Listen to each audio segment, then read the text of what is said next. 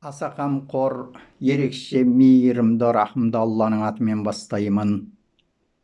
Мына бізді қоршаған әлем, жан-жағымыздағы орман, тау, ағаш, тас, жасыл желектер мен өзен-көлдер, теңіздер, дариялар біздің тыныс-тіршілігімізбен бірден-бір байланысты.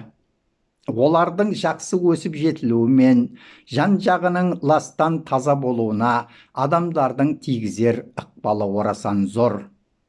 Адамдарға күтім, қорек қандай қажет болатын болса, табиғаттың орман талы мен өзен-көлдеріне де сондай күтім қажет.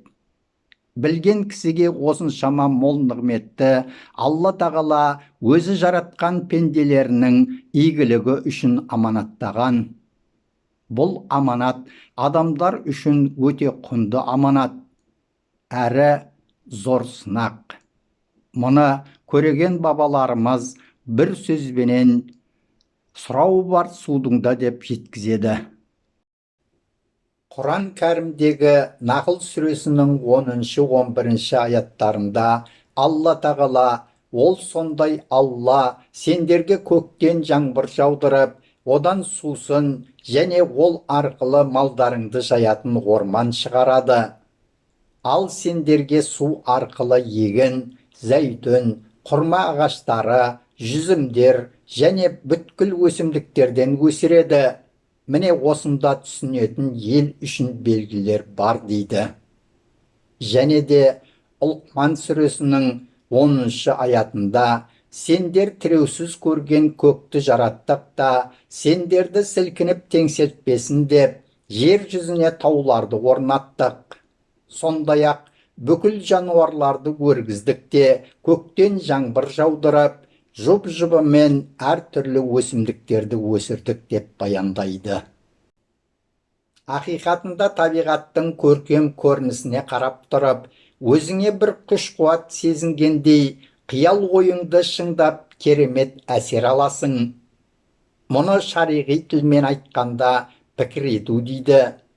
Алланың құдіреті сондай, қыста тал-теректер мен жерде өскен өсімдік атаулыны уақытша өлтіріп, ақ көрпеге орайды да, көктемде қайта тірілтіп, жандандырып, жайқалтып, жасыл желек көкорай шалғынға бөлеп, ақ сары, қызыл қоңыр, түрлі түсті гүлдермен көмкеріп, гүлдендіреді.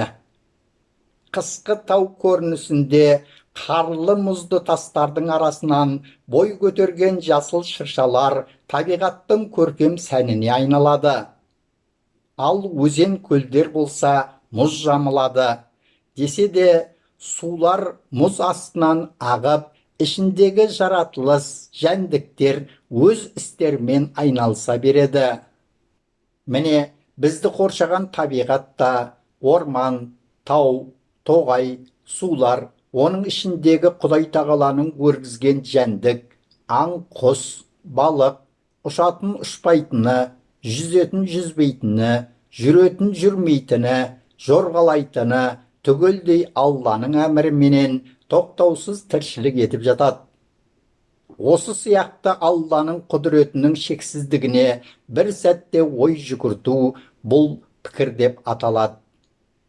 Пайғамбарымыз Мұхаммед саллаллаху алейхи уассалам өз хадисінде 3 нәрсе көздің нұрлануына себеп болады: жасыл желекке, ағып жатқан суға және жарқын жүзге қарау деп айтқан. Сондай теңдессіз жаратылған сұлу табиғатты біз неге өз қамқорлығымызға алмасқа? Әлбетте табиғатты тамашалағымыз келеді. Серуендеп табиғат аясында демалғымыз келеді. Әрине, Алла тағала барлық жаратылысты адамдардың игілігі үшін жаратты. Ешкімде серуендеуге, демалуға, суға шомылуға тыйым салмайды. Бірақ жүрген жеріңді, отырған орныңды бәрін реттеп, қоқыстан тазартып, ішкен жегеніңнің қалдықтарын сол жерге қалдырып кетпей, өзіңмен алып кет. Қалта, қағаз, баклажка дегендердің бәрін төңірегіңде қоқыс жәшіктері болса, соған салып кет, шашылып жатпасын. Әйтеуір, отырған орның келгенде қандай еді, кетерде де сондай болсын. Орныңда құрт құмырсқа, шыбын шіркей үймелеп, сенен қалған қоқыстардан ол жер сасып жатпасын. Себебі сенен кейін де келетін, демалғысы келетін өзіңдей кісілер бар. Өсіп тұрған ағаштарға зәбіріңді тигізбе, оларды сындырма. Кісі көлеңкелейтін орынға дәретке отырма. Себебі Муслим риуаят еткен бір хадисте Алла елшісі саллаллаху алейхи уассалам екі түрлі қарғыс арқалаудан сақ болыңдар дегенінде адамдар: ей Алланың елшісі, екі қарғыс арқалаушы дегеніңіз кім деп сұрағанында ол саллаллаху алейхи уассалам адамдар жүретін жолға немесе тынығатын көлеңкеге дәрет сындырушы деп айтқан. Және бір риуаяттарда суға дәрет сындырушы деп те айтылады. Міне, пайғамбар саллаллаху алейхи уассалам үмбетті осы нәрселерден сақтандырады. Ол саллаллаху алейхи уассалам тазалық иманның жартысы деп, иманымыздың қаншалықты дәрежеде екеніне өлшем жасайды. Алла тағала Құран кәрімдегі Юнус сүресінің 44-ші аятында: расында Алла адамдарға еш зұлымдық қылмайды, бірақ адамдар өздеріне өздері зұлымдық қылады деп ескертеді. Жалпы зұлымдықтың түрлері көп. Кейде адам баласы бір жамандықты әдейі жасаймын деп жасамауы мүмкін. Мәселен, адамдар демалуға не аңға шықты дейік. Темекісін шекті де лақтырып кетті.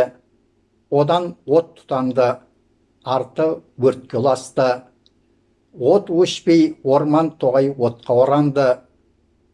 Салдарынан ішінде жайбарақат мекен еткен аң құс мекенінен айырылды. Қаншама жазықсыз жәндік күйіп өртенді. Міне, осыған кім жауапты? Сондай-ақ теңіздерде километрлеп ау салынып жатыр. Ондай ауларды теңізге жақын маңдағы ауыл халқы түгел салуда. Тонналап балық шығаруда. Сол салынып жатқан Қытай ауларының су астында қалып жатқаны қаншама. Теңіз астында жатқан сол торларға қаншалаған балықтың ілініп қалып, борсып жатқаны бір Аллаға ғана аян. Ал күнбе-күнгі көлдерден ауланып жатқан құс қасқалдақ қала берді дариядағы балықты тоқпен соғып, талдырып, қырып, ақшаның көзі қылып жатқандар қаншама. Кезіндегі мүйізі үшін өлтірілген топ-топ киіктер, қараңғыда көлікпен жүріп жарық түсіріп, атып алынған қап-қап қояндар, мұның бәрінің сұрауы жоқ нәрсе ма? Әлбетте, сұраусыз нәрсе жоқ. Алла тағала өз құлдарына мұның бәрін ойлану үшін ақыл ой парасат берген. Ақиқатында аңшылықтың да Құдай тағала белгілеген өлшемдері мен шектеулері, тыйымдары бар. Біліңіздер, біз тек орман тоғай, тал терек, өсімдік, өзен көлдерді ғана емес, сонымен қатар оларды паналап тіршілік етіп жатқан аң құс, балық деген сияқты аспандағысы, жердегісі, судағысын түгелдей өз қамқорлығымызға алып, қорғай білуіміз керек. Міне, табиғатты қорғаудың мәселесі сонда шешіледі. Иә, қазақ мақалшыл халық қой. Бір мақалында адам мен табиғаттың тілдескені, өмірдің үндескені дейді. Біз айтып жатқан анау заңғар таулар, тастар, ағаштар, өзендер, көлдер, теңіздер, ішіндегі балықтар, құстар, аңдар, тіпті жердегі қиыршықтарға дейін Алланың құдіретіменен жаратқан иеге қалп тілдеріменен мақтау мен мадақ айтуда. Сол сияқты бізде олармен тілдесейік, олардың халін ұғып, қолдан келгенше табиғатымызды қорғап, көтіп, ластан тазартып, Дүниенің қай жерінде жүрсек те оларға адами қасиетпен көзқарас танытып, әрдайым қамқор болайық.